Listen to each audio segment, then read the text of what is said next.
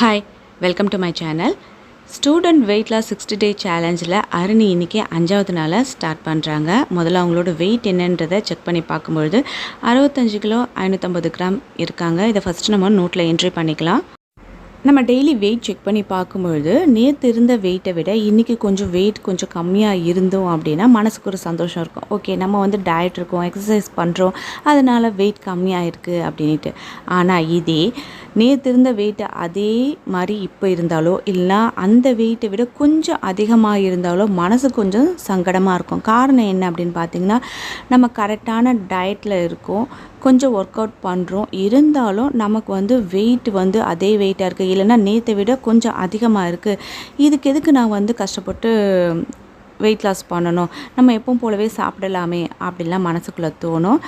Weight loss பண்ணணும் அப்படி நீங்கள் நினச்சிட்டிங்கன்னா நீங்கள் செய்ய வேண்டிய முதல் முக்கியமான விஷயம் பொறுமையாக இருக்கிறது தான்.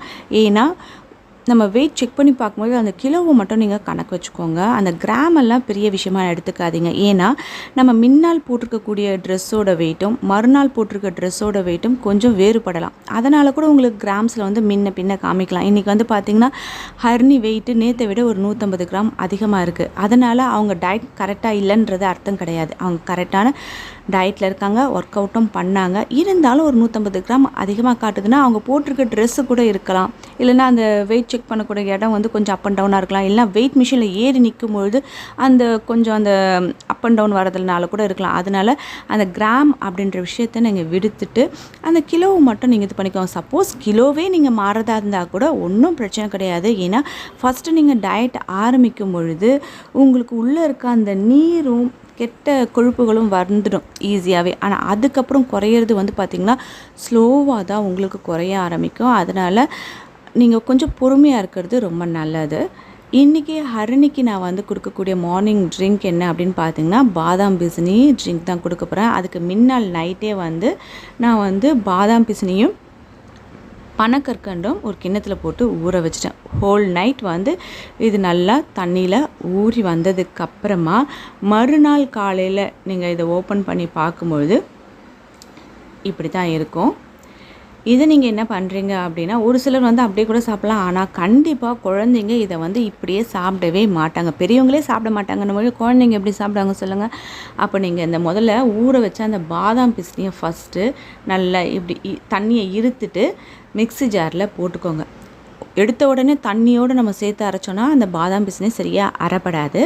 அதனால் முதல்ல பாதாம் பிஸ்னி மட்டும் இது மாதிரி இதில் எடுத்து போட்டுட்டு ஃபஸ்ட்டு இது நல்லா இது மாதிரி கிரைண்ட் பண்ணிக்கோங்க. நல்லா பேஸ்ட்டு மாதிரி வந்ததுக்கப்புறமா நம்ம ஊற வச்ச அந்த தண்ணி இருக்குது பார்த்திங்களா, அதை கொஞ்சம் கொஞ்சமாக விட்டு இதை கிரைண்ட் பண்ணிக்கணும். நல்லா ஞாபகம் வச்சுக்கோங்க, நான் ஊற வைக்கும்பொழுது பாதாம் பிஸ்னி கூட பனக்கற்கண்டு சேர்த்துருக்கேன். நீங்கள் பனக்கற்கண்டுக்கு பதில் சர்க்கரை ஆட் பண்ணவே கூடாது, சரிங்களா. இப்போ பார்த்திங்கன்னா அது பாருங்கள் எவ்வளோ திக்காக நல்லா அதோட கலரே நல்லா மாறிச்சுப்பாங்க. நம்ம ஊற வச்ச எல்லா தண்ணியுமே இதே மாதிரி இதில் ஊற்றி ஃபுல்லாக அரைச்சி எடுத்துக்கணும். இதுக்கப்புறமா ஒரு டம்ளரில் நம்ம பசங்களுக்கு ஊற்றி கொடுக்கலாம். இப்போ நீங்கள் கேட்கலாம் இதனால் என்ன பெனிஃபிட் அப்படின்ட்டு. இந்த பாதாம் பிசினி அப்படின்றது குளிர்ச்சி, அதே மாதிரி பனக்கற்கண்டு அப்படின்றதும் உடலுக்கு ரொம்ப குளிர்ச்சி.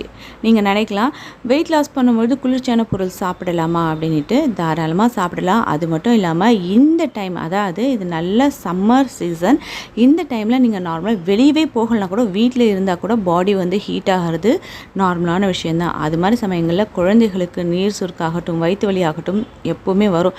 அதனால் வெறும் வயிற்றில் இந்த பாதாம் பிஸ்னி ட்ரிங்க் நீங்கள் கொடுத்தீங்க அப்படின்னா உடம்புக்கு ரொம்ப ரொம்ப நல்லது. வாரத்துக்கு 2 முறை இதை நீங்கள் தாராளமாக இது பண்ணலாம். பாதாம் பிஸ்னி அப்படின்றது பார்த்திங்கன்னா எல்லா கடையும் நாட்டு மருந்து கடைகளையும் கிடைக்குது, அப்புறம் பெரிய பெரிய ஸ்டோர்லேயும் கிடைக்குது. நீங்கள் அது மாதிரி வாங்கி வச்சுக்கலாம். பனக்கற்கண்டும் உங்களுக்கு இப்போது நாட்டு மருந்து கடைகளில் ஈஸியாகவே கிடைக்குது. இந்த 2 விஷயத்தையும் நீங்கள் சேர்த்து கலந்து மார்னிங் கொடுக்கறதுனால அவங்களுக்கு உடல் குளிர்ச்சி ஆகிறது மட்டும் இல்லாமல் வயிறும் நல்லா ஃபில்லான மாதிரி இருக்கும். அதுக்கப்புறம் பசின்றது கொஞ்சம் லேட்டாக தான் வரும். ஆனால் டெய்லி குடிக்கணும்னு சொல்ல வரல, வீக்லி 2 டைம்ஸ் இதை நீங்கள் குடிக்கலாம். அன்றைக்கி இதை தான் நான் மார்னிங் கொடுத்துருக்கேன். அவங்களுக்கு சொன்ன மாதிரி 11 மணி அளவில் பசியை எடுக்கலை. மதியம் பார்த்திங்கன்னா சிறுதானிய சப்பாத்திக்கு கொடமிளகா பொரியல் செஞ்சு வச்சேன், அதான் சாப்பிட்டாங்க. அவங்க என்ன சொல்கிறாங்க அப்படின்னா, என்னன்னு தெரியலமா எனக்கு பசியே எடுக்கலை அப்படின்னாங்க. ஈவினிங் அவங்க எதுவுமே எடுத்துக்கல, நைட்டு வெறும் ஹனி வாட்டர் மட்டும் குடிச்சிட்டு அவங்களோட டயட்டை இன்றைக்கி முடிச்சிருக்காங்க.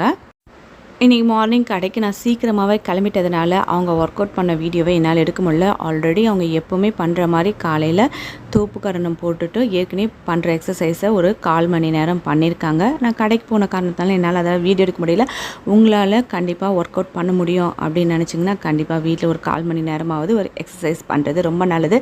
இந்த ஒரு 3-4 டேஸாக ஹரிணி எக்ஸசைஸ் பண்ணுறதுனால அவங்களுக்கு கால் கொஞ்சம் பெயினாக இருக்குது அப்படின்னு சொல்லியிருந்தாங்க.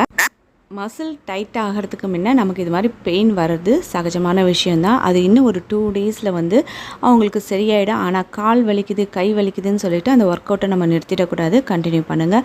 உங்கள் வீட்டில் இருக்க குழந்தைங்களும் ஹெல்த்தியாக வெயிட் லாஸ் பண்ணணும் இந்த ஒரு 2 மந்த்ஸில் அப்படின்னு நினச்சிங்கன்னா நீங்களும் கண்டிப்பாக ஃபாலோ பண்ணுங்கள். இன்றைக்கி இந்த வீடியோ உங்களுக்கு பிடிச்சிருந்தது அப்படின்னா ஒரு லைக் பண்ணுங்கள், உங்கள் ஃப்ரெண்ட்ஸோட ஷேர் பண்ணுங்கள். இதற்கு சப்ஸ்கிரைப் பண்ணாத வியூவர்ஸாக இருந்தால் சப்ஸ்கிரைப் பண்ணி பக்கத்தில் அந்த பெல் ஐக்கானை கிளிக் பண்ணிங்கன்னா ஃப்யூச்சரில் வரக்கூடிய எல்லா வீடியோஸோட நோட்டிஃபிகேஷனும் உடனுக்குடனே கிடைக்கும். தேங்க்யூ.